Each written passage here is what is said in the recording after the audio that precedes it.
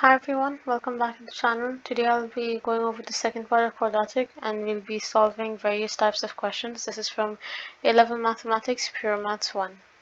So the first question we'll be solving is, we're given two equations. First one was y is equal to x plus 1, and we're given x squared plus y squared is equal to 25. And we have to solve for x.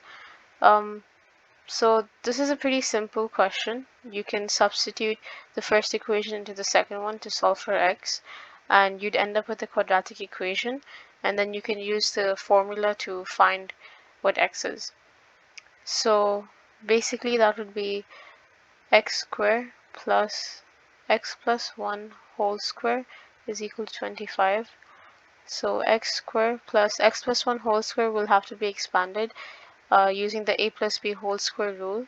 So I should get x squared plus 2x plus 1 is equal to 25. So that's 2x squared plus 2x plus 1 is equal to 25. So that ends up becoming, 1 minus 25, so it will be negative 24 is equal to 0. Otherwise x squared plus x minus 12 is equal to 0. And then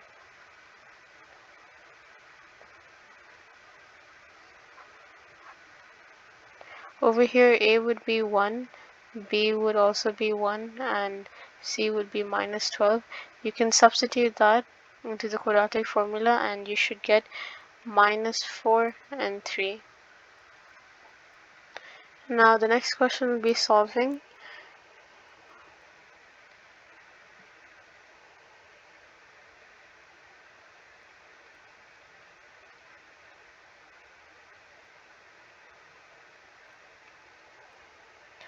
So we're supposed to find the points of intersection of y is equal to 3x minus 1, so that should be a straight line, and the curve xy is equal to 12. So again, we'd have to solve to find what x and y could be. We'd have to substitute the first equation, that y is equal to 3x minus 1, into the second one, or alternatively we can do y is equal to 12 by x and substitute that into the first equation. But that's when things become a little more complicated, so I think it's a lot easier to substitute this first equation into the second one. So that would be x into 3x minus 1 is equal to 12. So that's 3x squared minus x is equal to 12. That means it's 3x squared minus x minus 12 is equal to 0 is our quadratic equation. Then if we use the quadratic formula, you should get x as 2.17 and negative 1.84. Now they're asking for the points of intersection. So we're already given our x coordinates, we need to find what our y coordinates would be. So in that case, I'd have to substitute this 2.17 into the formula for y. Sorry, into the equation for y. So that would be 3 into 2.17 and that minus 1. And I do the same thing for the other value of x. And so I get two values for y, which would be 5.51 and negative 6.52. So again, it's points of intersection. Therefore, our final answer should be written as 2.17, 5.51 as the first point, and the next point is 1.84, negative 1.84, negative 6.52. Okay, so that is the answer for the second part. Now for the third question, we're given a quartic equation. So t to the power 4 minus 3t squared plus 36 is equal to 0, and we have to solve for t.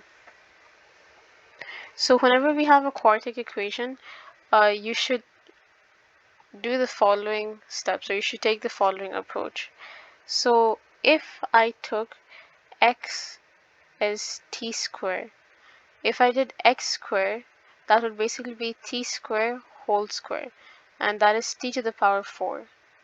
So over here, instead of t to the power 4, I can just write x squared and minus 3 and t squared would be replaced by x because x is equal to t squared, and then plus 36 is equal to 0.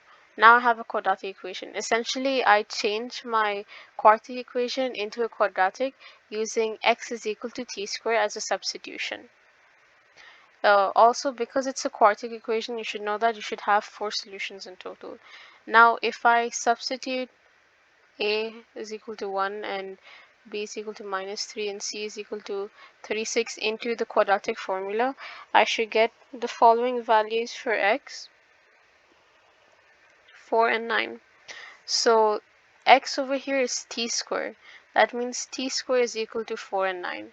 So t would be plus or minus root of 4 and plus or minus root of 9.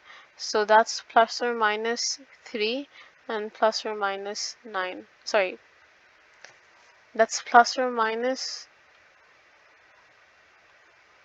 2 and plus or minus 3. So there we have 4 values of t. So that is our answer for that part. The next type of question we'll solve is a bit lengthy. Here we're told that equation x squared plus px plus q is equal to 0 is given to us, and p and q are constants. We also know that it has the roots minus 3 and 5. So for the first part, they're asking us to find p and q, and for the second part, they're asking us to find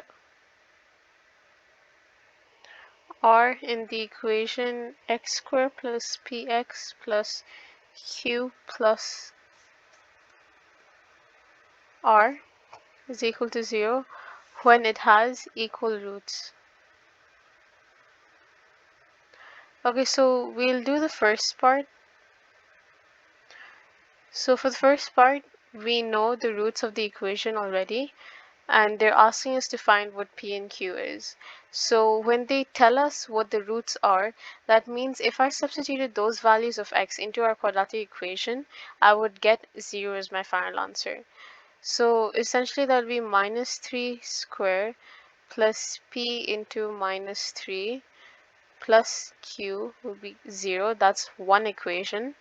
And my other equation is 5 squared plus 5x, sorry, not 5x, it would be p into 5 plus q will give me 0. So 3 minus 3 squared is 9, minus 3p plus q is equal to 0. This is one equation, and the other equation is 25 plus 5p plus q is equal to 0. Now we can solve these two using simultaneous equations. And there are two ways you can do that, by substitution or elimination. I personally favor elimination because it's a lot quicker and easier to do, less prone to mistakes as well.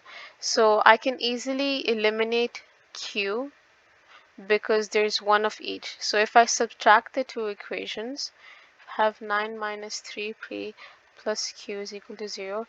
If I subtract that with 25 plus 5p plus q is equal to 0, 9 minus 25 is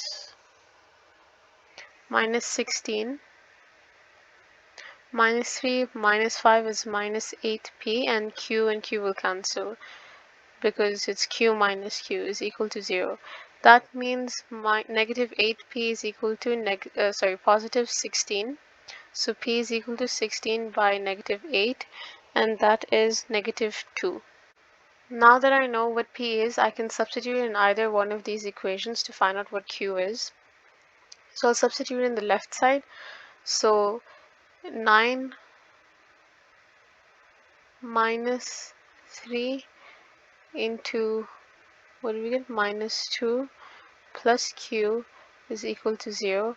So 9 plus 6 plus q is equal to 0. 9 plus 6 is 15. So 15 plus q is equal to 0. Therefore, q is equal to minus 15.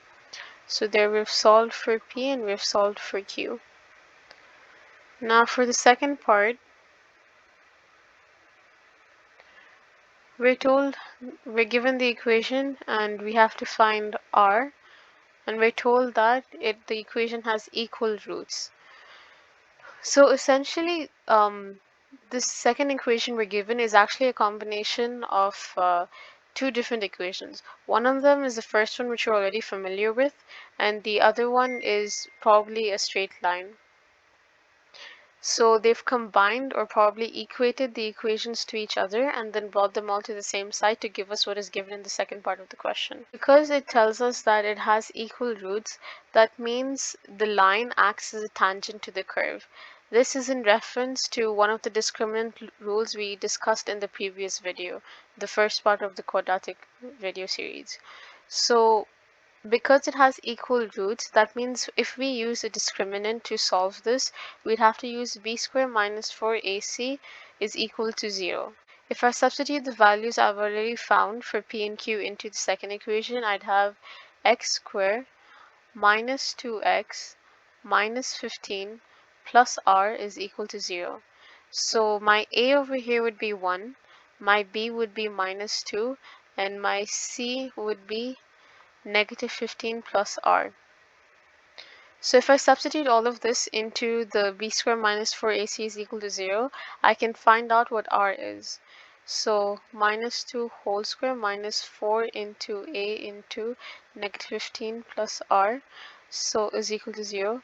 So that's 4 minus 4 into negative 15 plus r is equal to 0. So that is 4 minus 4 into minus 15 is equal to positive 60, and then minus 4 into r will give me minus 4r is equal to 0. So that's 4 plus 60 is 64 minus 4r is equal to 0. 64 is equal to 4r, therefore r is equal to 64 divided by 4, and that is 16. So we've also solved for r as the question asked us to. Now for the next question, we have to express 4x squared minus 12x in the form 2x plus a whole square plus b. Okay, so this looks like the completed square form, but actually it's not. And the reason why is because the completed square form is actually a bracket x plus or minus h whole square plus b. It could be plus or minus really. So in this case over here, the difference is that x has a coefficient of 1, but in this case x has a coefficient of 2, so it is not the completed square form. Now the way I approached this question was to expand this entire equation and then find out what a and b is, and then after finding out what a and b is, I can write it in this given form. So 2x plus a whole square can be expanded to 2x squared plus 2 into 2x into a plus a squared, and that plus b. So that's 4x squared plus 4xa plus a squared plus b. And we know that this in fact is the same as the quadratic equation we're given earlier in the question, as I've explained in the last video. So here the coefficient of x is 4a, and here the coefficient of x is negative 12. So negative 12 should therefore equal to 4a. So if I do negative 12 divided by 4, I should get a, which is negative 3. Now to find b, over here b is the constant c, but that is not the only part of the constant. A squared plus b plays the entire role of a constant because it does not have x or x squared with it. In this case, on the left hand side, the equation on the left, the constant or c is 0. But here c is a squared plus b. So if I write 0 is equal to a squared plus b, since I already have the value of a, I can substitute that to get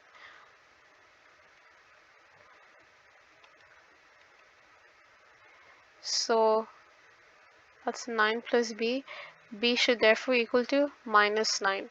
So if I have to write it in the form as asked in the question, that would be 2x minus 3 whole square minus 9. And that's how you should approach this question. Now the next question, this is a very simple inequalities related question. We have to find a set of values of x satisfying the following inequality. That's 4x squared minus 12x is greater than 7. So I can write it in the quadratic form by bringing the 7 to the left hand side to become minus 7. So it will be 4x squared minus 12x minus 7 greater than 0. So a over here would be 1, b would be negative 12, and c would be negative 7.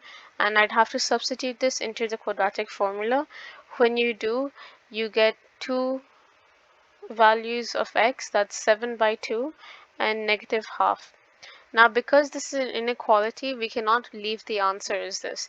In this inequality, it's greater than 0. So whenever it's the greater sign, we have to apply the rule where we'd have two different inequalities. So that would be x is less than the smaller value. In this case, the smaller value is negative half. And x is greater than the bigger value. In this case, that would be 7 by 2. So this is the answer for this question.